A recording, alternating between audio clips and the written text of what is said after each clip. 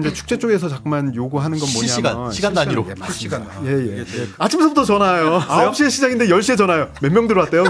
반려동물 기르는 집들도 많을 텐데 좀 전에 말씀하신 그런 상황에서 특히나 이제 독거노인분들 사람이 움직이는지 강아지 움직이는지 앞서 말씀하신 그런 기술로 걸러내는 거예요. 네.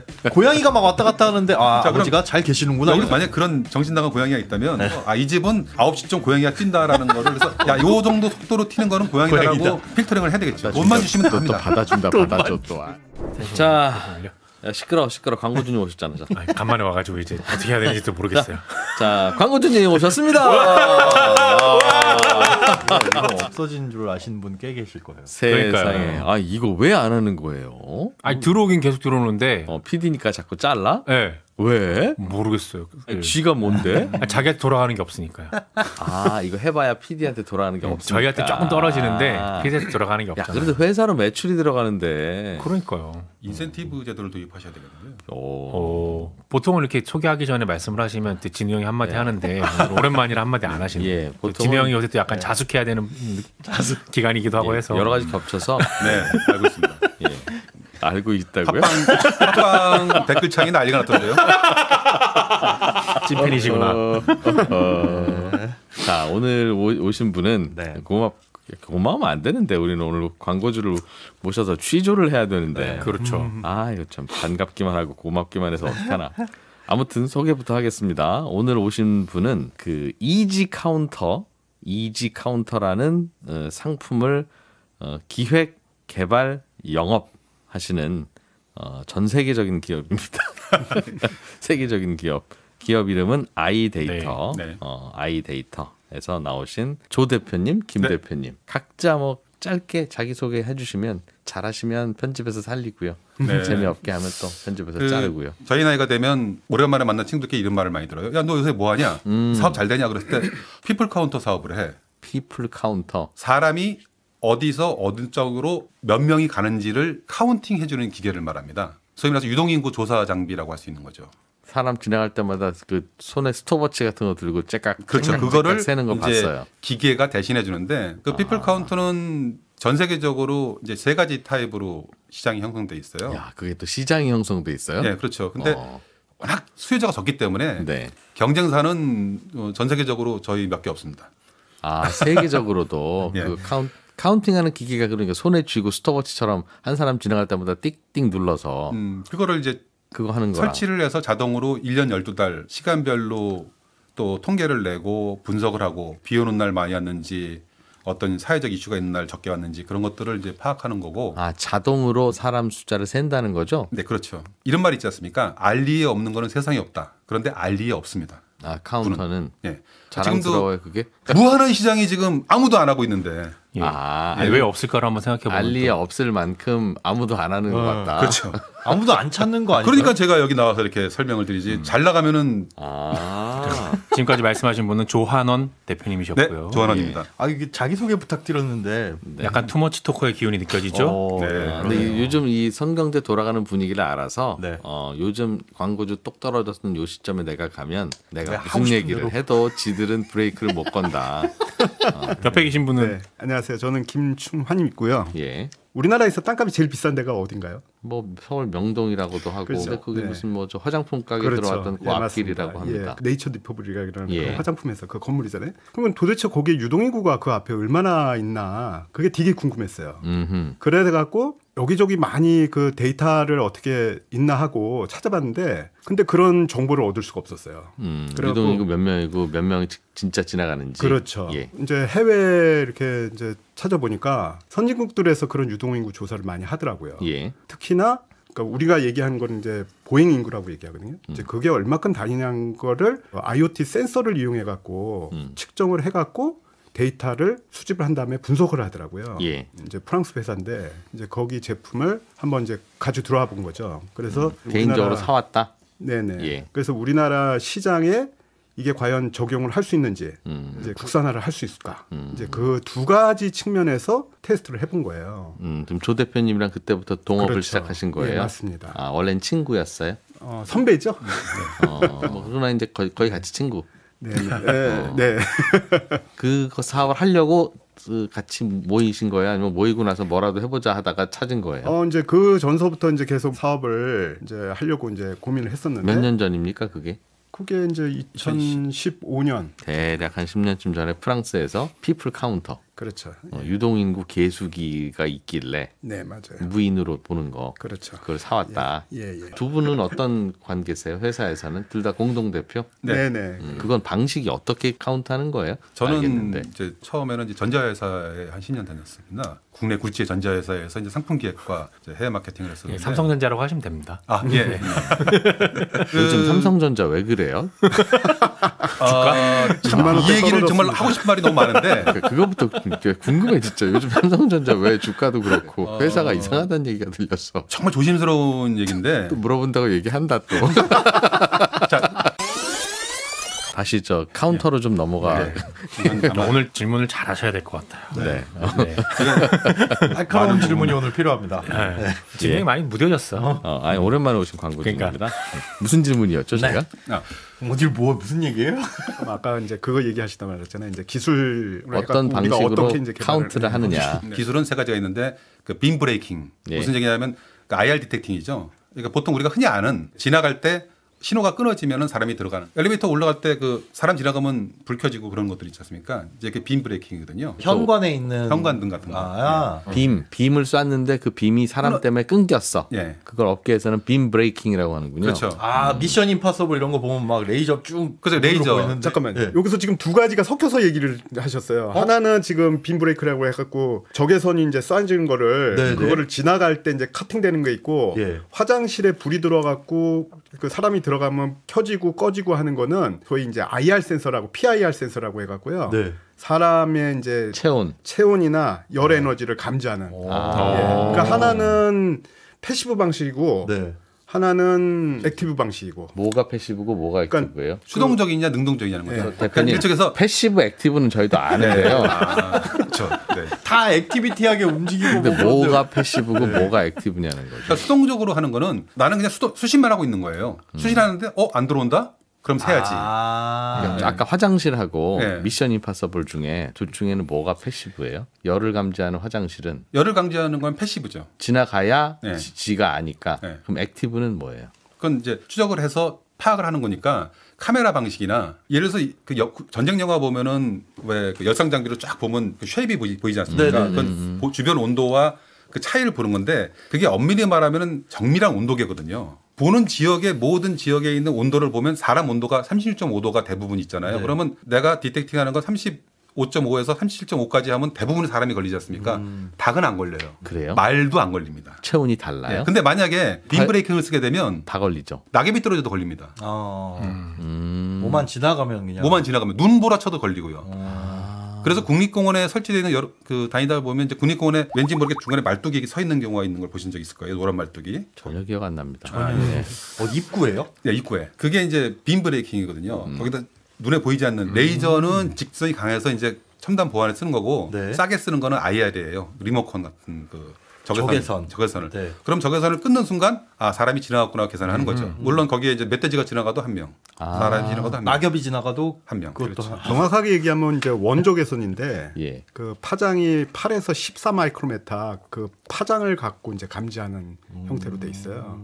그런 것들이 이제 동물 같은 경우도 어쩔 때는 이제 그 디텍팅 되기도 하긴 하는데 이제 저희가 설치하는 게 90cm 정도. 그러니까 사람 여기 한 골반 정도 그 위치에 설치돼 있거든요. 그래서 국립공원 같은 데도 그런 데 설치했을 때는 뭐 그것보다 더 큰 것들 멧돼지가 과연 더 클까? 잘 모르겠는데 그게 지금 말씀드린 그 서멀 센서, 저희가 PIR 센서를 하는 저희 방식은 사람을 정확히 세는 걸로 쓰는 거고 그 다음에 요새 가장 많이 각광을 받고 중국이 세계 시장을 제패하고 있는 것이 카메라 인식 방식입니다. 카메라로 찍어서 그거를 분석을 하는 거죠. 사람인지 곰인지 찍은 영상에는 다 나올 테니까. 그렇죠. 그러니까 그거는 AI로 분석하기도 하고 그래서 중국이 그쪽으로는 굉장히 발전돼 있고 국내에도 카메라 방식이 가장 유력한 경쟁력으로 떠오르고 있는데 카메라 방식은 이제 개인정보 보호라든가 또 설치 과정에서의 기구를 설치하고 카메라의 각도, 그다음에 렌즈의 열화 이런 여러 가지 제약 조건들이 있죠. 하지만 지금 전세적인 추세는 대량의 유동 인구를 분석하거나 그러는 거는 카메라 방식들이 많이 서서히 도입되고 있다. 도입될 뿐만 아니라 시장을 지배하고 있는 중이죠, 실제로는. 어쨌든 카운트 세기만 하면 되는데 네. 그럼 제일 싼 거 갖다 놓을 것 같은데 정확하기만 하면 그렇죠. 그래서 카메라 방식이 제일 싸죠. 싸요 그게? 네. 조금 보충 설명을 좀 드리면 아까 이제 패시브 방식하고 액티브 방식 이제 두 가지 있다고 말씀드렸잖아요. 네. 근데 저희는 이제 패시브 방식이다 보니까 항상 기다리고 있다 기다리면 체크되는. 그렇죠. 그러다 네. 보니까 그 전력 소모가 굉장히 적게 들어요. 아주 요만한 LED 같은 예. 거 하나 깜빡깜빡 켜질 정도예요. 예. 그다음에 배터리 3개 갖고 거의 2년 3년 쓸 수가 있어요. 패시브는 항상 쏘고 있다가 지나가면 걸리는 게 아니에요? 그렇죠. 항상 그 고객들이 질문한 것 중에 하나가 얘는 항상 작동을 하고 있어요라고 물어보거든요. 예. 지나갈 때만 작동을 합니다.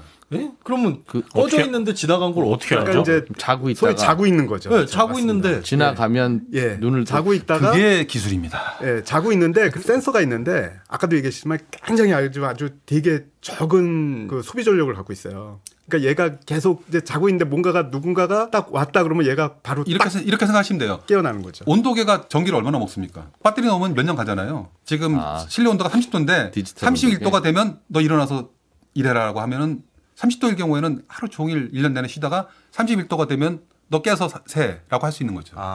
액티브 방식은 뛰어다니면서 잡아야 되기 때문에 카메라는 항상 켜져 있고 전기 넣어야 되고 그 카메라를 액티브 방식이라고 불러요? 그렇죠. 그거는 실제로 계속 자기가 계속 24시간 365를 보고 있어야 되는 거죠. 찍어야 사람이 없어도 되는데 보고 있고 지나가면 사람 왔다 보고 있고 그것도 분석해야 되고 하니까 그 상용 전원이 필요하죠. 항상 봐야 되는데 네, 이 그렇죠. 우리가 하는 그 뭐 적외선 방식이나 빔 브레이킹 방식은 그것도 전기가 필요하죠. 예, 왜냐하면 전기가 걔는 필요하죠. 항상 쏘고 있어야 되잖아요. 그러면 지금 말씀하신 방식은 제가 정리를 해드릴게요.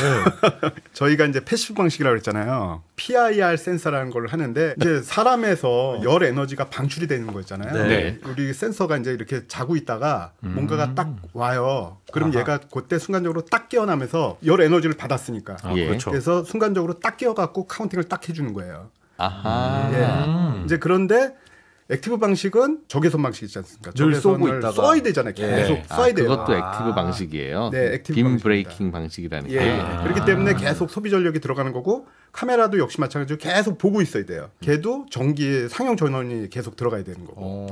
그럼 지금 말씀하신 PIR 방식은 범위가 어떻게 돼요? 그러니까 아까 빔은 네. 딱 한 선, 네네. 그 선을 피해가면 카운팅이 안 되고 그렇죠. 그리고 계속 쏘고 네. 있어야 되는데 그렇죠. 카메라는 또 그 각도가 있고요. 각도가 있고요. 이 예. PIR 방식은 360도 구처럼 이렇게 범위 내에 그렇죠. 네. 열을 네, 느껴요? 그것도 설명드리겠습니다. 첫 번째 카메라 방식은요. 네. 요즘에 뭐 여러 가지가 있는데 엣지 방식이라 갖고 머리 위에서 이렇게 바로 찍는 게 있어요. 그러니까 이제 천정에다가 설치하는 거죠. 정수리에다가요? 예, 천정에다 설치하면 사람들이 이제 한 사람 두 사람 들어가는 것들을 이제 카운팅하는 방식인데 이제 이게 높이에 따라서 이제 폭이 틀려져요. 예, 그러니까 한 그렇겠죠. 3m 높이에다가 하게 되면 삼각형 형태로 돼 갖고 네, 네. 거기 안에 들어간 사람들이 이제 조명 같은 카운팅하고. 거니까. 예, 예. 네. 근데 너무 높아 버리면 아시다시피 이제 픽셀이라는 게 생기잖아요. 예. 사람이 이제 너무 작게 보이면 카운팅이 잘 안 되는 게 있어요. 그래서 가장 최적이 한 3m 정도. 그러니까 3m에서 3m에서 4m 정도. 그러니까 카메라가 여러 가지가 있어요. 뭐 그거 있고 뭐 또 객체 인식이라는 것도 있는데 요즘에 인공지능으로 하는 객체 인식은 조금 더 멀긴 멀어요. 그렇지만 조금 그냥 바로 머리 위에서 하는 것보다 조금 정확도가 좀 떨어지는 게 있고. 그럼 카메라가 제일 복잡하고 기계도 많고 항상 전기도 먹어야 될 것 같은데 네, 그거에 대해서 조금 더 그게 제일 싸요? 조금 더 말씀드리군요. 네, 조용하라고. 그리고 이제 적외선 방식은 하나는 송신부하고 하나는 수신부라는 기둥을 이렇게 두 개를 세워요. 네. 그래서 여기에서 적외선이 쭉 나가게 되면 10m가 되건 20m가 되건 적외선이 가는 데까지 다 감지를 할 수가 있어요. 그러니까 달리기 결승선 그렇죠. 선 라인에. 같은데 눈에 예. 보이지만 않는 선이 있는 그렇죠. 거죠. 맞습니다. 네. 저희 것 같은 경우는 뭐 예를 들어서 화장실 같은데 예. 뭐 반경이 넓잖아요. 예. 여기저기에서 들어와도 다 감지를 할 수가 있어요. 창문을 넘어 들어가도 네, 그래도 감지가 될 수 있습니다. 근데 여기서 이제 저희가 이제 기술이 들어간 거거든요. 그 PIR 센서라는 걸 똑같은데 그 앞에 프라다 렌즈라는 거를 이제 껴요. 프라다? 프레넬 렌즈라는 게 이제 들어가요. 네. 그 렌즈가 어떻게 되냐면 저희가 거의 12도에서 15도짜리 각도예요. 뭐냐면 화장실에 들어갔을 때는 어디서나 다 감지할 수 있도록 230도짜리 렌즈를 쓰거든요.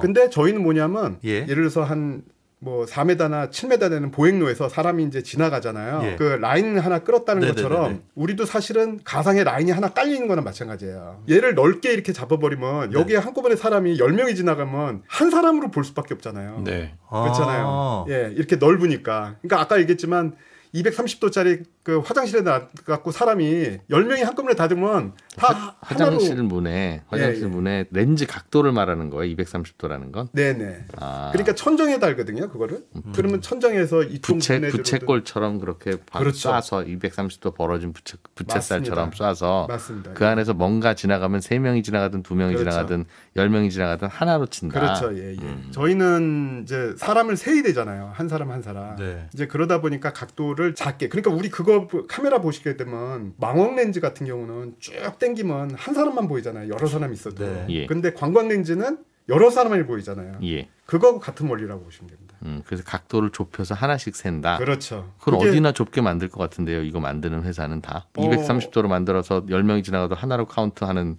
그런 불량한 카운트를 만드는 회사가 있어요?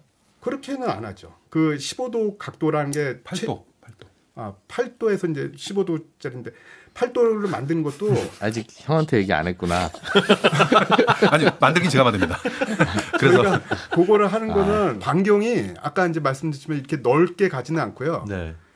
일직선으로 가요. 그러니까 일직선으로 들어오는 걸 받아보는데 그게 최대 열 에너지가 발충되는 게 한 15m까지 방출이 돼요. 예. 아, 그 뜻은 저를 감지하려면 한 15m까지는 저를 느낄 수 있다는 그렇죠. 거예요. 우리 사람 이렇게 뭐 아주 옆에 가야지만이 이제 체험 감지되지만 사실은 열 에너지 방출이 거의 한 15m까지 방출이 돼요. 가격은 얼마나 합니까 이거? 저희가 그 판매 가격은 300만 원 선에서 책정을 하고 있고 거기에 이제 지역의 출장비, 설치비가 그 지역 환경에 따라 다릅니다. 그리고 탐지 거리에 따라 부품이 좀 달라지기 때문에 보통 300만 원 플러스 마이너스 알파라고 보시면 됩니다. 그 알파가 거기서 뭐 10%, 20%. 근데 저희 사전 통화에서는 1,000만 원도 있다고. 네, 그거는 이제 저희가 이것뿐만 아니라 자전거 카운터도 하고 자전거는 어떻게 타는 그러니까 겁니까? 자전거랑 사람이랑 아까 사람은 뭐 온도로 어떻게 한다고 쳐도 사람은 체온으로 인식하고 네. 자전거는 바퀴에 자기장으로 인식을 합니다. 그래서 바닥에 루프를 깔아요.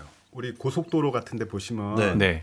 밑에 바닥에 이렇게 네모나게 뭔가 깔려 있는 것 같이 네네네네. 아니면 뭐 주차장 들어갈 때 보면 이 차단기 밑에 보면 그쵸. 이렇게 라인이 이렇게 깔려 있잖아요. 네. 자기장 센서라는 겁니다. 네. 그래서 이제 금속 물체가 이제 지나가게 되면 얘가 반응을 일으켜 갖고 카운팅하는 그런 방식인데 이제 여기서 이제 질문이 그러면 자전거하고 오토바이하고 오토바이, 어떻게 그렇죠. 구분하냐? 네, 킥보드하고 예, 차량은 어떻게 구분하냐? 이제 그런 질문이 나오거든요.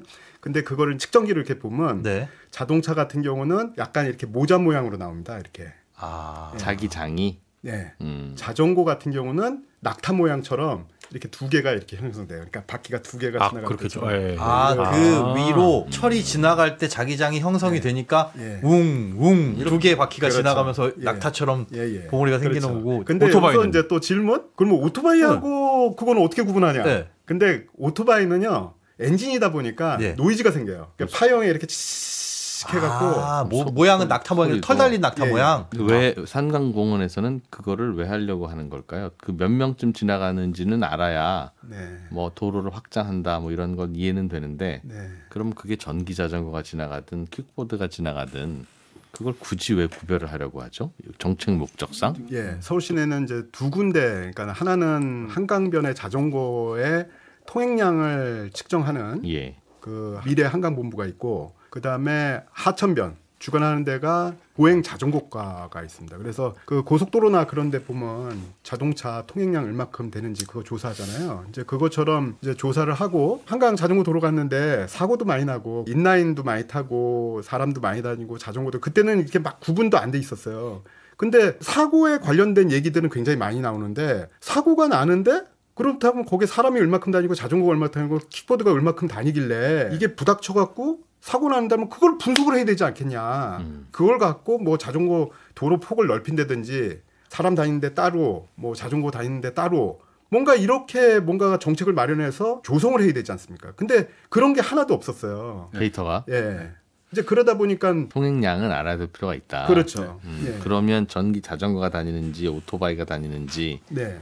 킥보드가 다니는지 자전거가 다니는지를 구별을 해야 킥보드 사고율을 계산하거나 할 때 통제를 하든지 아니면 사실은 제일 문제가 지금 그 자전거 도로에 20km잖아요. 리미트가. 속도가 네, 속도가 20km인데 매니아들 한 뭐 35km 타고 막 그러잖아요. 로드 자전거. 네. 그러면 그만큼 사고율이 높아진다는 거죠. 이제 그런 것들을 어떤 정책을 마련하기 위해서는 데이터가 필요하니까. 그렇죠. 네, 그러니까 그 실제로 데이터의 수요는 일반 시민이라기보다는 정책을 위반하는 주무 부서가 되고 그 고객의 수요에 대해서 좀 말씀을 드리면 저는 최근에 그 유명한 사례로는 지금 세운상가의 공중보행로가 굉장히 큰 예산을 들여서 설치를 했다가 지금 철거한다는 얘기가 나오고 있거든요. 그런데 그 서울시 의사결정 과정에 저희 회사가 큰 공헌을 했습니다. 아, 그 공중보행로 뭐 만들어놨는데 사람 별로 안 다니니까 그렇죠. 철거한다고 하더군요. 그래서 그거를 저희가 2022년부터 2023년까지 약 13개월 동안 카운터 24대를 공중보행로 3층과 1층에 12개씩 설치를 했어요. 그래가지고 13개월 동안 24시간 카운팅을 해서 이 도로를 언제 이용하고 어떤 용도로 이용하는지를 분석을 했습니다. 어떤 용도도 나와요? 왜 어떻게 나오냐면요. 시간대로 그래프를 보이면 이래서 어떤 그래프가 9시에 쭉 올라갔다 12시에 쭉 올라갔다 6시부터 올라간다. 그럼 거긴 뭐 어디겠습니까? 식당 앞에. 오피스죠. 비즈니스 타운인 거죠. 그렇죠. 놀러 오는 사람들의 그래프는 어떻게 되겠어요? 아침부터 쭉 올라가서 점심때 오후에 쭉 올라갔다가 내려오고 유흥가는 저녁 때 또 올라가겠죠. 그러니까 저희가 그 국내 한 1000여 곳의 데이터를 수집하다 보면 그래프만 보면은 그곳이 어떤 곳인지 눈에 그려져요. 여긴 유흥가구나. 여기는 오피스 지역이구나. 근데 세운상가 보행로 특성을 분석했을 때 원래 그걸 만든 취지는 종묘로부터 남산까지 사람들이 그 이동을 하는 걸로 만들었단 말입니다. 대낮에 산책 겸 이동 겸. 그런데 정책 결정자들이 저희한테 의뢰를 사실 그 전에 줬어야 돼요. 왜냐? 우리나라 사람들의 행동 습관은 종묘에서 절대로 서울 시내를 남북으로 가로지르는 사람은 없습니다. 충무로를 가고 을지로 가고 종로를 가지 종로에서 충무로 가는 사람들은 거의 없어요. 동선이 머릿속에 없는 겁니다. 그런데 거기다 길을 설치했으니 종묘에서 길을 막고 들어왔을 때 남산을 가기 위해서 세운상가 공중보행을 이용한다는 개념이 없는 거죠. 그래서 만들어놨는데 이용률이 저조하고 그것 때문에 여러 가지 이제 사이드 이펙트가 생기고 그래서 이제 저희가 그거를 더 유지할 것인지 말 것인지를 알기 위해서 저희한테 의뢰가 들어왔어요. 유동인구 조사를 장기간에 걸쳐서 해줘라. 그래서 13개월 동안 했습니다. 그 결론은 뭐냐면 사람들이 안 다닌답니다. 그거는 대수 한 10대? 24대. 24대를 설치해서 그럼 한 1년 반 쓰고 그 기계는 버렸겠네요. 이제. 저희가 임대 사업을 하는 거기 때문에. 임대예요? 그러니까 판매도 하고 임대도 합니다. 그럼 임대는 얼마예요? 판매는 한 3,400만 원 받으면. 여러 가지가 있습니다. 그래서 지역 축제 같은 경우에 그 지역에서 이제 뭐 서울시 같은 경우는 뭐 중량구 장미 축제라든가 올림픽 공원에서 하는 페스티벌 단기적으로 임대할 때는 대당 하루에 10만 원씩 받습니다. 10대 가면 100만 원씩 3일이면 500만 원이 되는 건데 세운상가는 24대를 24시간 1년을 하면은 너무 천만원짜리 금액이 나오기 때문에 저희가 과감하게 할인을 해서 굉장히 그 저가에 제가 이제 그 담당자들하고 말씀을 드리면서 하는 얘기가 뭐냐면 뭘 하기 전에 이거 만드는 1,000억이 들어가면 이 1,000억을 쓰는 데에 0.01%라도 사전 유동인구 조사를 하는데 좀 써달라. 사실 저희가 들어가는 돈이 0.01%밖에 안 되거든요. 공개가 된지 모르겠지만 받았습니다. 24대를 13개월 운영하면서 사실 그러면 대당 가격은 굉장히 낮은 거거든요. 이제 다른 지자체 영업 갈 때 요 이상은 못 받는다 이제. 망했다. 그러니까 영업은 잘 못하시는 것 같아요. 이거는 편집을 해줬으면 좋겠습니다. 김 대표 큰일이다 진짜. 어떻게 하면 좋아. 이거 편집해드려요 말아요. 네, 이거. 그거는 편집 좀 해주세요. 이거 보통 이런 거 따로 유료로 편집하는데 진짜 오랜만에 오셔서 이거 저희가 그냥 공짜로 해드리겠습니다. 그 대신 대충 삐 하는 거니까 혹시 셀지도 몰라요. 네.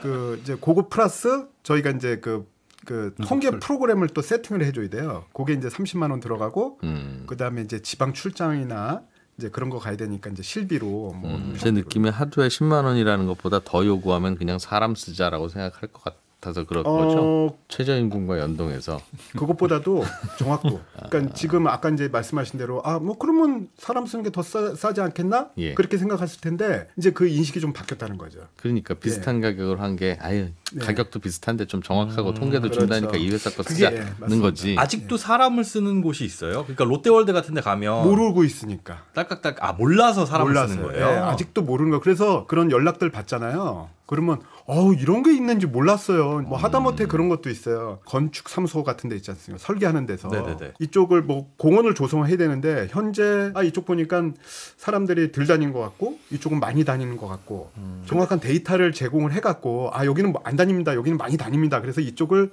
훨씬 개선을 해야 됩니다. 이렇게 해서 나와야 되잖아요. 근데 그거를 못 하고 있었다는 거죠.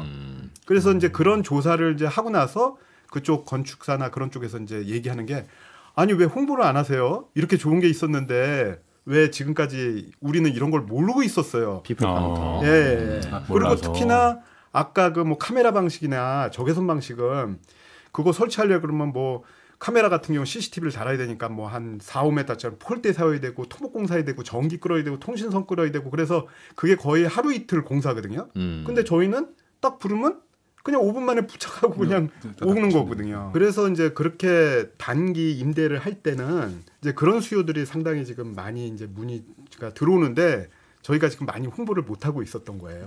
사실 오늘 이렇게 또 방송 출연하고 이런 것들도 많이 좀 홍보 좀 하고 싶어갖고 그런 게 있다. 일단 이거를 있다는 걸 모르면 이름 자체 자, 그럼 개수기라고 해가지고 배웠지. 만약에 제가 그게 필요해요. 사람 숫자 세는 거. 그래. 그럼 인터넷에 사람 숫자 세기? 검색을 어떻게? 그 뭐예요? 뭐? 그래서 지금 밑도 끝도 없어요. 네이버하고 구글에 네. 거의 한 50개 단어가 쫙 돼 있어요. 그래서 뭐 영어로 하면 people count, people counter, people counting, 그리고 무인 개수기, 무인 인원 개수기, 탐방계 개수기, 뭐 유동인구 조사 해가 그렇게 해갖고 검색하면 거의 나와요.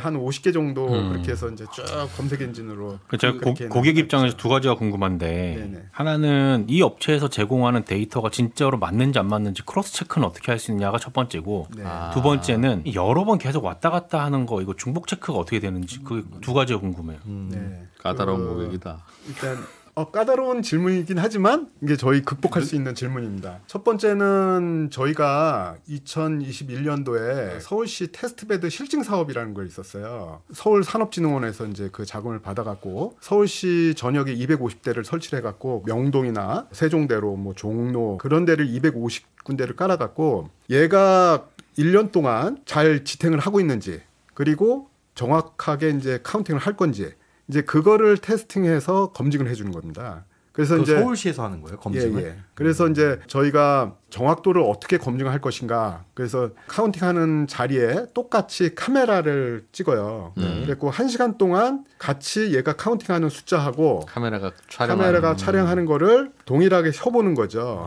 또 이제 카메라 방식. 이제 그것도 이제 같이 세갖고 세 가지를 동시에 다 비교를 해요. 그래서 얘네들이 차이가 어떻게 나는지. 그리고 정확도가 얼마큼 되는지 이제 그 정확도에서 어느 정도 수준 이상이 됐다 그러면 통과가 되고 이제 그런 방식으로 하고 또 하나는 KCT라고 해갖고 한국 그 기계전기전자 시험연구소가 있습니다. 이제 거기에서 실제적으로 실험실 안에서 이제 테스트를 해갖고 거기서 또 통과를 했고요. 그래서 그 정확성이라든지 그런 거는 이제 검증을 거기에서 이제 검증을 한 거고 한마디로 요약하면 피플 카운터랑 실제로 영상 카메라를 같이 돌려서 그렇죠. 영상과 실제로 비교합니다. 그렇게 검증합니다. 그렇게 얘기하면 되는 건데요. 네. 그리고 두 번째는 이제 중복성은 사실은 지금 현재 기술로는 어떤 거가 되든 좀 정확하게 나오진 않아요. 그냥 같은 사람이 왔다 갔다 그러니까 하면 이제 카메라로 이제 인공지능으로 객체 인식하는 게 있거든요. 그러면 요놈 또 안내가 알 텐데. 걔는 이제 뭐냐면 한 사람을 딱 잡으면 아이디를 부여를 해줘요. 그래갖고 얘를 계속 추적하고 추적을 해요. 만약에 거기를 왔다 갔다 한다 그러면 그 한 사람을 세긴 세는데 그 에어리어를 벗어나게 되면 이제 그 아이디를 사라지고. 잊어버리는 거죠. 그래갖고 그 사람이 다시 들어오면 또 다른 카운팅이 되는. 이제 그래서 이제 사실은 중복성은 현재 기술로는 조금 어렵다고 좀 말씀드립니다. 그건요. 그러면 어차피 유동인구라는 게 이 앞에 사람들이 얼마나 많이 지나가냐니까 뭐 왔다 갔다 하는 사람도 포함해서 많이 지나갑니다 할 수 있는데 정확하게 뭐 국립공원 안에 들어오는 숫자를 그 세는 거의 경우에 그냥 사람이 이렇게 뭉뚱그려서 갈 수도 있잖아요. 한 번에 뭉쳐서. 엄마, 아빠, 아기 이렇게 가면 손 붙잡고 이렇게 지나가면 그걸 한 사람으로 세우면 안 될 것 같은데.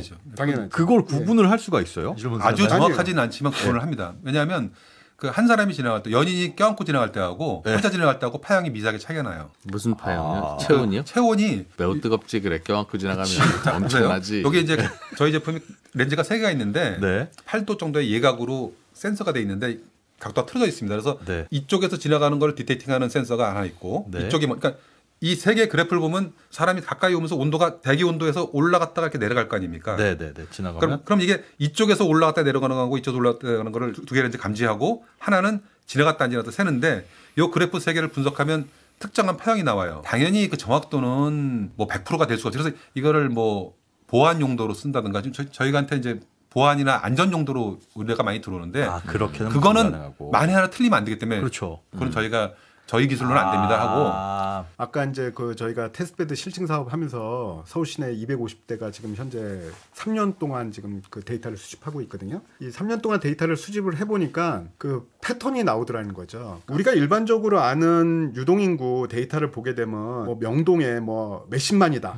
이제 사실은 그렇게밖에 지금 안 나와요. 근데 골목마다 다 유동인구가 틀려요. 골목마다 다르니까. 그래서 매장을 내거나 할 때 미리 그거를 조사를 하게 되면 막연하게 보는 게 아니라 내가 이 가게를 이 임대료에 내는 것이 좋으냐 아니면 그 건너편 골목이 좋으냐 이걸 알 수 있는 거고 그래서 프랜차이즈 회사들이 저희한테 유동인구 조사를 요청을 해서 점포를 낼 때 요 골목이냐 저 골목이냐 어떤 골목별로 분석을 해서 리포트를 제공하는 경우도 그걸 할 수 있는 건 저희밖에 없거든요. 그러면 지금 자영업 식당 여시려는 많은 분들이 계신데 그분들이 장사 시작하기 전에 여기에도 빈 가게 매물이 있고 저쪽에 임차하는 매물도 있고 한 3군데 있는데 셋 중에 나 어디쯤 해야 되나 하면 유동인구가 중요할 거 아니겠어요? 정확하게 지금 보시고 말씀하시는 건데 부동산 쪽에다가 처음에 이제 예를 들어서 명동에 갔어요. 현재 부동산 쪽이나 그 사건 분석하는 쪽에서는 여기 사람 많이 다녀요. 그렇죠. 그렇게밖에 얘기 못해요. 그게 주말인지 주중인지 시간대는 당연히 모르는데 그럼 어차피 그거는 제3자한테 들어봐야 정확할 수 없으니까 가게 내시기 전에 어차피 그 한 번 냈다가 실패하면 큰 돈 날리는 거니까 여기서 뭐 좀 빌려서 한 뭐 일주일만 세워놔 봅시다. 그럼 요일별로 어떻게 다른지 그거를 하면 될 것 같은데 그럼 어디다 세워놔야 되죠? 그 프랜차이즈 본사들이 그런 문의들을 자주 합니다. 임대 건물이 한 뭐 5-6개가 나와요. 그러면 5-6군데 건물 앞에다가 저희 카운터를 설치를 해요. 건물 앞이라는 건 건물 앞에 사람 지나가는 거니까. 건물 쪽에다 하나 넣고 그 건물의 길 건너 쪽에다 하나 놓으면 그 사이 길 지나가는 게 다 카운트 되는 거예요. 건물 쪽에다가 하나만 설치하면 되겠죠. 이거는 빈 박식이 아니니까. 근데 그걸 건물에다가 붙이려면 거기에 허락을 받아야 되잖아요. 기계 갖고 오셨는데 하나는 담배값만한 게 있고 하나는 두모만한 게 있고 이게 저희가 판매하는 전 제품이고 이제 시제품을 개발한 소형 담배값 같은 거니까 그냥 붙여놓으면 몰래 그 앞에 뭐 가로등이라든지 아니면 그 건물 안에 뭐가 이제 설치할 때들이 있습니다. 전원은 필요 없고 배터리로 돌아가니까. 아무것도 저희는 뭐 근데 필요가 없습니다. 너무 조그만한데. 이거는 이제 개발 중인 거. 개발 중. 얘는 좀 커요. 이게 이제 저희 두모만한 거, 벽돌만한 거. 이거 누가 가져가면 어떡해요? 붙여놨겠죠. 아직까지 수백 건을 틀어서 이걸 가져간 사람은 없어요. 뭐해요? 왜 꽃갈콘도 집에 가져가는데 그거? 아니 근데 그냥 장난으로 가져갈 저희가 설치를 할 때 지금 요 뒤에다 그 철제로 된 그 밴드를 설치하기 때문에 공구가 없으면 설치 불가능합니다. 맨손으로는 못 돼요. 그 말인즉슨 그리고 차가 밟고 지나가도 안 뜯어질 정도로 튼튼한. 그러려면 어딘가에 완벽하게 안전하게 부착을 해야 되는데 당연히 누군가의 허락은 받아야 되겠네요. 그렇죠. 그래서 서울시내 같은 경우에는 각 구청에 가로 담당하는 부서에 이제 고문을 내려보내서 그러니까 저희 고객이 그러니까 저희는 다는 거니까 다는 거에 대한 허가는 고객이 알아서 제가 하고 싶다. 만약에 음식점을 내고 싶은데 요 골목 할지 저 골목 할지 그런 경우에는 언제 하실 겁니까? 제가 바로 자 그런 경우에 저희가 스탠드 언론 스탠드가 있어요. 가게 앞에 세우거나 그러면 일반 전봇대나 이런 걸 안 쓰는 거기 때문에 특히나 유동인구 조사 같은 경우에 그 어떤 몰 안에서도 요청하는 경우가 있거든요. 그러니까 그거는 사실 엄격히 따지자면은 다 일일이 허락을 받아야 되는데 단기간 같은 경우는 여러 가지 이제 요령껏 하시라. 어차피 입간판처럼 입간판도 그냥 바깥에다 세워놓잖아. 입간판은 이거 뭐야 불법 광고물 하지만 이거는 보행 데이터 측정 중 이렇게 써 있으면 뭔가 저희가 관에 사는 느낌 나죠. 저희 유동인구 조사의 가장 큰 경쟁자는 SKT, LGT, KT입니다. 그 이동통신사에서 유동인구를 알 수 있잖아요. 자기 단말기가 그 기지국에 몇 명인지를 알기 때문에 그리고 몇 대가 얼마큼 왔다 갔다 하는지를 알 수 있고 그러니까 개인을 특정하지 않고 그거를 하는데 첫째는 가격이 저희의 곱하기 한 10에서 정도 되고요. 알아보려면. 그리고 그다음에 그거는 굉장히 부정확합니다. 범위가 넓겠네요. 범위가 네. 기지국 반경이기 때문에 부정확하고 이 가게 앞을 몇 명이 지나가는지 방향도 모르고 그걸 궁금한 거니까. 그런데 워낙 대기업이다 보니까 하고 또 그쪽을 또 많이 또 이용을 하세요. 굉장히 사실은 이제 자영업 뭐 이런 거 하실 분들한테 중요한 데이터인데 그러면 맞아요. 김충환 대표님이 마케팅을 담당하고 계시죠. 저쪽 마이푸차라는 앱이 있거든요. 네, 알고 있습니다. 그 사장도 한번 만나시라고. 미팅을 하셨어요? 예. 여기에 굉장히 상권 분석 데이터를 앞서 말씀하신 소상공인진흥공에서 끌어와서 쓰는 것 같거든요. 근데 그거 말씀 들어보니까 그거는 굉장히 부정확한 자료 같은데. 그쪽에서도 저희하고 컨택을 한 적이 있었습니다.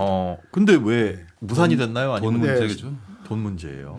세상 문제의 90% 이상은 다 돈 문제예요. 돈으로 해결할 수 있는 문제가 제일 쉬운 문제라 그랬는데. 근데 저희께 아직 인식을 못했다는 거죠. 저는 거기에서 가장 큰 원인이 있다고 보고 필요성이나 그런 것들을 인식 못했다는 거예요. 예, 그렇죠. 그러니까 이거를 자꾸만 많이 해보고 이렇게 상권 분석 쪽에서 많은 프랜차이즈들인지 그런 쪽에서 이렇게 했더니 이런 좋은 결과가 나오더라라는 거를 사실 홍보를 사실 많이 했어야 되는데 우리가 이제 현재 그거를 못 하고 있어갖고 근데 실제 저희가 프랜차이즈에서 하던 데는 현재 계속 하고 있어요. 일부 자기가 개인적으로 하는 데들이 있는데 이제 장기적으로 못 하죠. 그래서 어떻게 해주냐면 저희가 한 4일 정도 해줍니다. 금, 토, 일, 월. 임대료 40에 프로그램 그거는 한 번 세팅하는 게 끝나는 건가요? 일당이 그렇죠. 아니고? 한 70만 원 내면 금, 토, 일, 월을 잴 수 있다. 거의 돈백이네요. 출장비까지. 화수목은 그냥 월요일이 반복된다고 생각해라. 그렇죠. 그 7일 다 하면 70만 원 그러니까 저희는 가장 좋은 거는 일주일을 하면 제일 좋다고 저희는 보는데 그렇죠. 사실 한 대 일주일 이런 거는 저희가 도저히 타산이 안 나오죠. 개인 자영업자들 하는데 자기가 혼자 하는 데들 있잖아요. 이제 그런 데는 이제 예산이 별로 없으니까. 그렇죠. 그리고 심지어 이게 설치를 하면 광고판처럼 지속적인 효과가 있는 게 아니라 어떤 효과가 있고 어떤 건지 파악하고 한 번 하고 끝나는 거잖아요. 여기 유동인구가 몇 명이구나. 그래도 여기다 가게 낼지 다른 데다 낼지를 결정하면 그게 어찌 보면 운명을 바꿀 수도 있는데. 운명을 바꿀 수도 있는데 시작할 때 돈 100만 원 쓰는 게 낫지. 그거 그래요? 그러니까 걸러내는 건 다행이다가 될 텐데 애매하다는 거죠. 어떤 결과가 나올지. 여기는 뭐 2,000명 지나가고 여기는 2,500명 지나가면 유동인구가 절대적으로 흥망성쇠를 좌우하는 건 아니에요. 여러 가지 요소가 있어요. 그냥 아무리 뭐 여기 유동인구가 많고 뭐 바로 옆에 뭐 갈비집이 있었는데 엄청나게 잘 돼갖고 내가 옆에다가 갈비집을 냈다고 해서 이게 그렇지. 성공하고 뭐 패하고 그런 건 아니에요. 근데 처음에 뭔가 매장을 내고 그럴 때는 가장 그래도 좋은 데를 찾아야 될 거 아닙니까? 그럼 이건 필요한 게 자영업자분들도 필요하지만 건물주가 필요하겠네요. 그 본대목에서 또 한 가지 사례를 말씀드리면 서울역에서 했는데 재밌는 결과가 나왔어요. 뭐 하냐면 유동인구와 집객하고가 비례하지 않는다는 거. 그러니까 예를 들어서 가게 앞을 지나는 인원이 어느 정도 늘어나면 오히려 들어오는 인원이 줄어요. 너무 붐비니까 빨리 벗어나고 싶다 이거죠. 그렇죠. 붐비니까 지나가는 거예요. 그러니까 예를 들어서 강남역 같은 경우는 이동인구가 많잖아요. 하루에 몇십만 명씩 되는. 거기 앞에 바로 앞에다가 가게를 설치하면 패스를 해버립니다. 그렇지. 지역적 특성이 다 다른 겁니다. 명동 틀리고 강남역 틀리고. 그러니까 어떤 상권 분석을 한다면 지금 이렇게 짧게 하는 거는 어떻게 보면 효과를 보는 데 있어서 작은 단편적인 정보만 알게 되고. 이거 말고 혹시 새로운 사업 방향 같은 거 생각하고 있는 거 있어요? 저 같은 경우에는 이제 본가에 이제 80대 연로한 부모님이 계신데 지금 잠깐 그 생각했는데 근데 그 집에 집집마다 하나씩은 조금 부담되지 않나요? 그렇죠. 근데 지금 실제로 독거노인이나 지방에 이제 그런 분들에 대한 생체 리듬을 인식을 해서 이제 파악하는 여러 가지 그 솔루션들이 많이 나와 있습니다. 그런데 그 솔루션들이 보면 최근에 보면 뭐 KT에서 말 대화해주는 로봇도 나오고 그다음에 케이블 TV에 센서 달아갖고 텔레비 보는지 안 보는지 확인하는 것도 있고 여러 가지가 있는데 지금 전체적인 트렌드는 너무 IT 기술로 포커싱이 돼 있어요. 그래서 복잡하고 어렵습니다. 근데 실제로 시골 노인들한테 와이파이 접속해갖고 움직이는 기계, 매일 충전해야 되는 기계를 놓으라고 한다면은 무리가 되거든요. 심지어는 그 정부 지원 사업으로 집집마다 그 센서를 이렇게 다는 작업을 했는데 전기세 나간다고 그걸 다 뽑아버린다는 거예요. 근데 그거를 이제 콘센트를 꼽는 걸로 설치하니까 그걸 이제 그래서 전기로 나간다. 그래서 지금 저희가 지금 이런 그 유동인구 조사나 또 그 어떤 시설물의 입출입 인원을 계수하는 거를 떠나서 더 큰 시장 중에 뭐가 있냐 생각을 해보니까 저도 부모님을 모신 입장에서 가끔 전화를 안 받거나 연락이 안 되면 혹시 걱정이 되거든요. 근데 만약에 저희 이 제품이 설치를 하면 1년 동안은 이제 운영이 되는 거 아닙니까? 그러면 사람들은 일반적인 패턴이 있어요. 저희 아버지 같은 경우는 무조건 5시 반에 일어나서 산에 가십니다. 그러니까 무조건 6시 전에는 현관문이 한번 열려요. 비 오는 날은 안 열립니다. 근데 저희가 데이터 이 컴바인을 할 때 날씨 데이터도 기상청에서 받아다가 그 날씨도 다 연결을 하거든요. 이 데이터를 모으면 그 알고리즘이 나옵니다. 특정 사람의 행동 패턴에 따라서 싸고 안정적이고 펄트 톨러런스를 하고 그다음에 사람들한테 부담을 안 주는. 그래서 요 정도 크기로 만들어서 화장실 앞이나 현관문에 붙여놓는다면 얘는 평상시에 계속 이제 그 데이터를 모아서 몇 달이면 저희가 고객한테 얘기할 수 있습니다. 이 집의 패턴은 이러이러한 패턴으로 시간대별로 이런 그래프를 갖고 있습니다. 여기서 만약에 표준 분포를 벗어나는 이벤트가 발생했을 경우에 돌봄 서비스의 하나의 디바이스로 활용되지 않을까. 그래서 지금 저희가 그거를 개발을 하고 있고요. 그래서 이걸 좀 더 소형화해서 진짜 양면 테이프로 붙이면 되거든요. 그리고 얘는 얼마쯤 할까요? 그러면 한 달에? 데이터 사용료는 한 1,000원 정도가 원가거든요. 그러니까 지금 실제 이거는 그 개인이 이제 구매 갖고 하기는 좀 어렵고. 왜요? 할 수도 있지. 뭐 저는 팔자는 입장인데 저기는 좀. 그러니까 저는 이제 뭐 예를 들어서 나라 돈으로 하자. 복지관이나 지자체 이런 노인복지센터나 이제 그런 데서 일괄적으로 왜 그러냐면 관리를 또 거기서 관리해야 되거든요. 그러니까 우리가 시스템을 하더라도 우리가 데이터를 보는 게 아니고 거기 기관에서 이제 봐야 되거든요. 그래서 뭐 이렇게 하다가 패턴이 뭐 있는데 이 노인들이 이제 움직임이 전혀 없다 며칠 동안 그러면 이제 알람을 줘야 되겠죠. 그래서 그 알람을 보고 바로 이제 그 복지사들이 이제 가서 확인을 해야 된다든지 이제 그래야 되기 때문에 그리고 실제적으로 저희가 이거를 저거 시골 마을에 한 20군데 설치를 해봤어요. 그러니까 그것도 보면 되게 재밌습니다. 농사 짓는 기간에는 굉장히 움직임이 빈번하게 많은데 이제 장마철 되고 그러면 갑자기 훅 떨어져요. 근데 그게 재밌어요? 당연한 거지? 당연한 건데 지금까지 모르셨잖아요. 농번기라고 하잖아요. 번잡하다고. 그럼 굳이 숫자로 알아야 돼요? 그거를? 원래 그것 때문에 한 건 아닌데 원래 한 거는 저기 국립 생태원. 국립 생태원이요? 생태원에서 왜 제비 있지 않습니까?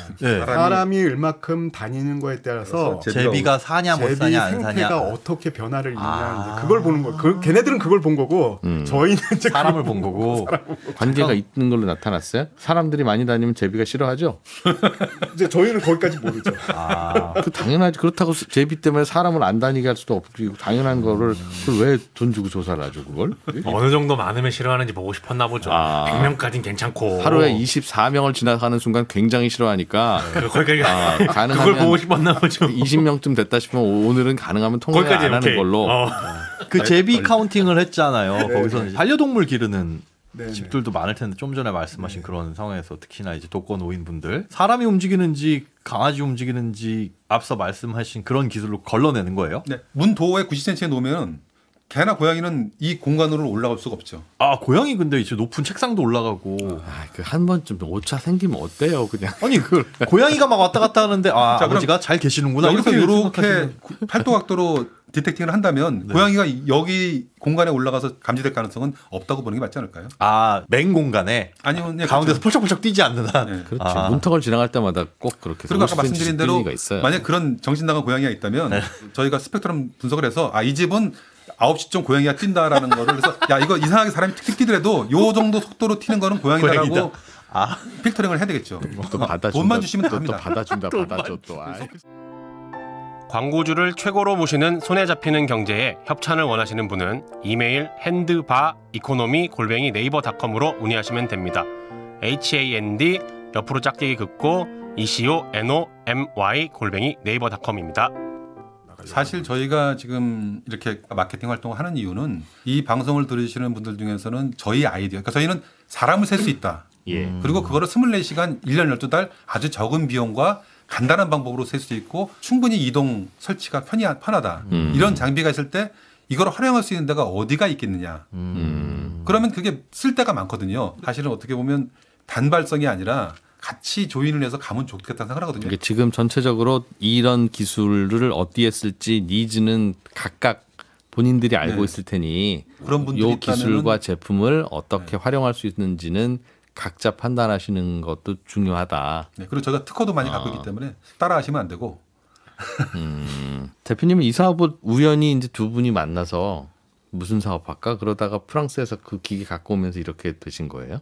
그렇죠. 지금 10년 동안 그럼 사업이 계속 커져가고 있는 겁니까? 아니면 좋았다가 약간 좀 수그러드는 겁니까? 상황이 어때요? 스테디합니다. 그러니까 한번 저희를 이용한 고객들은 그 다음에 이용을 합니다. 그러니까 그래서 저희가 축제 같은 경우도 중량구 장미 축제는 지금 거의 한 7, 8년째 계속 해마다 하고 있고요. 그런 그 축제가 한번 저희 기계를 써보고 데이터를 내보면 왜냐면 담당자가 굉장히 기분이 좋거든요. 그 축제에서 얼마나 사람이 오느냐를 어느 부스에 얼마큼 사람이 오고 비 오는 날 얼마 오고 첫째 날 얼마 오고 마지막 날 얼마 오고 이런 데이터들이 거의 시간 단위로 나오니까 그거는 모든 축제 좋죠. 모든 축제에서 다 필요할 것 같은데 왜 중랑구나 뭐 해남 뭐 여기서만 써요?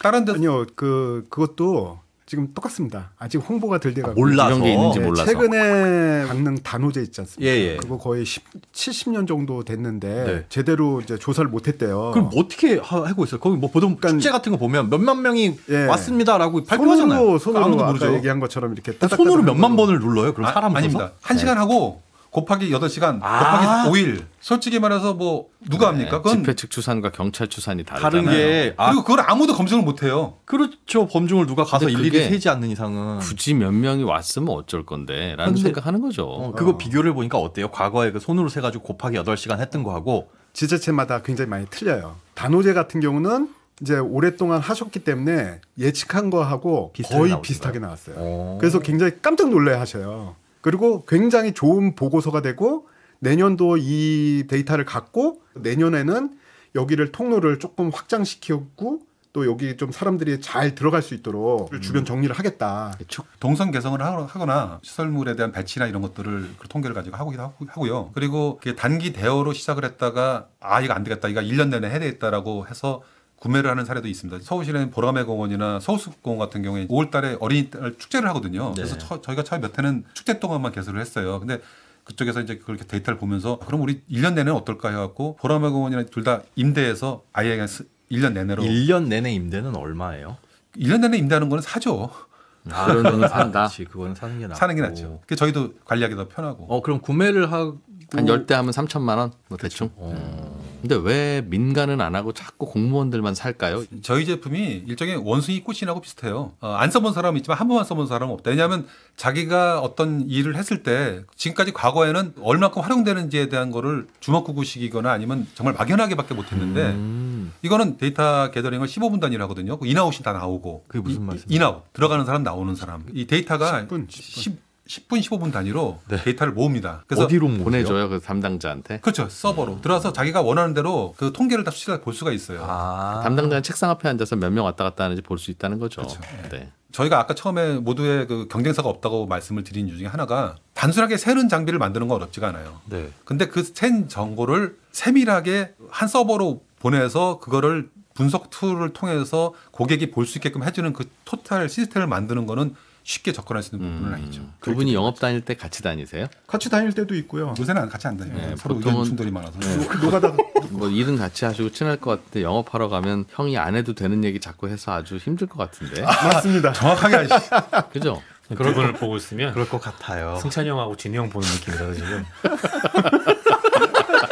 요즘 고민은 뭐예요? 이게 성장이 없이 간신히 살고 있거든요. 그러니까 이게 한 해에 두 해가 지나다 보면 아이고 이러다가 인생이 지는구나 하는 생각이 드는 거예요. 근데 저하고 똑같네요.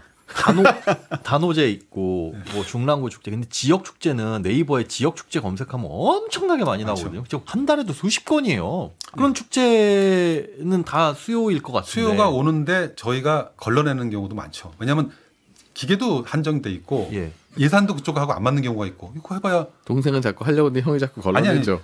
오히려 저는 야, 저 재밌네 가서 구경하자고 가는데 형 거기 가봐야 교통비도 안 나와 가지 맙시다.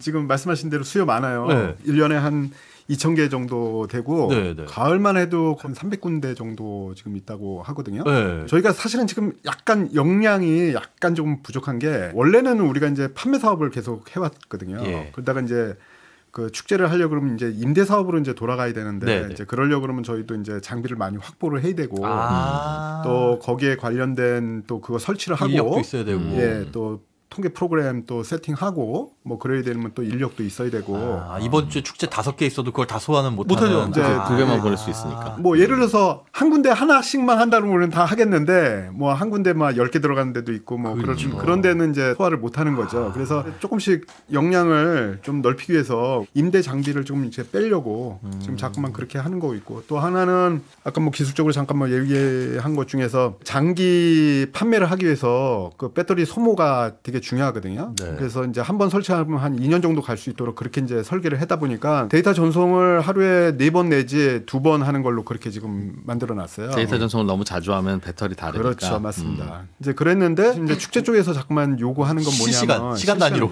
시간. 예. 그거를 시간에 시장님 군수님이 아침 저녁으로 궁금해하신다. 네, 아침부터 전화해요. 몇 명 들어왔어요? 9시에 시작인데 10시에 전화요. 몇 명 들어왔대요? 실시간 지금 개발하고 있는 중이에요. 1시간 단위로 그 데이터를 전송하고 또 서버가 그거를 감당할 수 있는지 이제 그걸 현재 지금 개발하고 있습니다. 그게 고민거리다. 그게 제일 궁금할 것 같아요. 지역 축제 9시에 시작. 네. 점심 때쯤 이제 군수님이 오늘 몇 명 왔어요? 그럼 그것도 있고 그 주변 경찰서에서도 되게 궁금해해요. 교통통제나 막 밀리잖아요. 안전통제해야 돼. 도대체 얼마 왔는데 이렇게 많이 밀려? 그러면 그것도 보고용이네요. 네, 그렇죠. 그래서 뭐 통제를 한다든지 아니면 분산을 시킨다든지 이제 그런 것들이 유기적으로 이제 연결되는 게 있기 때문에 그래서 그렇게 아주 큰 축제 이제 그런 데는 현재는 대응을 지금 못 하고 있는데 우리가 이제 그 실시간으로 조금 나오게 되면 내년서부터는 조금 더 그쪽으로 좀 활발하게 할 계획을. 그래서 지금 국내 수요는 아까 말씀드렸지만 시장이 그렇게 크지는 않아요. 그래서 뭐 지금 인력을 많이 늘릴 수도 없고 뭐 아까 이제 국내 시장 개념은 이제 그 B2C 쪽으로 해서 상권 분석이라든지 아니면 노인 복지 이제 그쪽으로 가려고 하는데 이제 중요한 거는 결국 이제 저희가 이제 수출을 하려고 생각을 하는 거죠. 수출요. 예. 그래서 저희가 자부하는 게 그 외국 거 선진 제품 가져와 갖고 이제 했는데 저희는 그것보다 물론 지금 디자인은 좀 약간 떨어지지만 그 정확도라든지 그런 부분에 있어서는 외국 제품에 못지않게 지금 좋다고 생각을 해요. 저건 디자인 바꾸지 마세요. 저거 갖다 놓으면 무슨 이건 뭐 군대에서 붙여놓은 건가 보다 싶어서 그런 것 같아요. 오히려 안 건드리지. 예쁘게 한번 뜯어갈 거예요. 이쁘게 만들면 이거 누가 갖다 붙여? 이거 보니까 저거는 뭐 거의 뭐 이슬람 테러 조직이 쓰는 것 같은 그런 느낌이에요. 오히려 안전할 것 같습니다. 저 감사합니다. 디자인은. 네, 오늘은 등산로, 관광지, 기타 등등 다양한 곳에서 사람이 몇 명씩 오가는지를 기계적으로 세서 알려주는 이게 이런 제품과 시장이 있다는 것도 처음 알았던 기계로. 기계적으로 하면 사람이 왠지 기계적으로 하는 거죠. 담당자는 그냥 앉아만 있으면 몇 명이 왔다 갔다 하는지를 알 수 있게 하는 이지 카운터라는 기계를 파시는 아이데이터 두 대표님을 모시고 이 시장의 이야기를 좀 들어봤습니다. 제가 들어보니까 복잡하기는 더럽게 복잡한데 신경 쓸 것도 되게 많고 그런데 이게 이런 거 한번 해보시죠라고 설득하기는 또 한참 시간이 걸리는 그런 일이라 이게 초창기 개척하는 분들이라 힘들 것 같네요 정말. 아무튼 뭐 또 그래서 시장이 커지고 나면 또 이제 또 빛볼 날이 오겠죠. 네. 재밌으셨어요 오늘? 네, 감사합니다. 하시고 싶은 얘기 다 하셨고. 네. 제가 보기에 오늘 딱 나오신 그 목적이 맞는 것 같아요. 우리는 이런 목적을 가지고 니즈가 있는 곳에 그동안 노크를 했는데 혹시 우리 공장에 이런 거 있으면 이렇게 붙이면 되겠네 하는 게 있을 수도 있으니까. 우리도 모르고 다 모르는 거지만 공장장님은 아실 수도 있고 다양한 응용처가 있을 테니 들어보시면서 니즈가 있으신 분들은 연락을 달라. 그냥 노세창에 피플 카운터 아이데이터 치시면 아이데이터, 피플 카운터, 이지 카운터 홈페이지에 자세히 나와 있습니다. 네. 사업을 많이 좀 잘 키우셔서 시장도 많이 넓히고 하다 보면 우리 생활도 편리해지고 곧 그렇게 되겠죠 뭐. 네. 제일 힘들 것 같을 때가 조금만 더 가면 되는 새벽일 때가 또 있습니다. 저희도 그렇더군요. 선경제 누가 들어 할 때가 있었는데 진짜 악플이라도 있었으면 좋겠다 할 때도 있었거든요. 지금은 너무 많아요. 요즘은 악플이 너무 많아서 그래도 그때 생각하고 그냥 흐뭇하게 생각합니다. 저하고 스타일이 비슷하시는 우리 형하고 한승찬 기자하고 스타일이 비슷하신 우리 그래요. 정도 가고. 자, 오늘 방송 마무리하면서 저희 응원도 해드릴 텐데 뭐 어떻게 할까요? 제품명으로 합시다. 제품명이 피플 카운터. 네, 피플 카운터라고. 피플 카운터 흥해라. 스마트 카운터. 또 싸운다 싸워 또. 스마트 카운터를 하는 게 동생분이 실세인 것 같으니까. 자, 대한민국 방방 곳곳에 사람들이 얼마나 움직이는지를 또 데이터로 만들어서 이걸로 부가가치를 만들어 보려는 이 스마트 카운터 흥해라 하겠습니다. 스마트 카운터 흥해라! 감사합니다.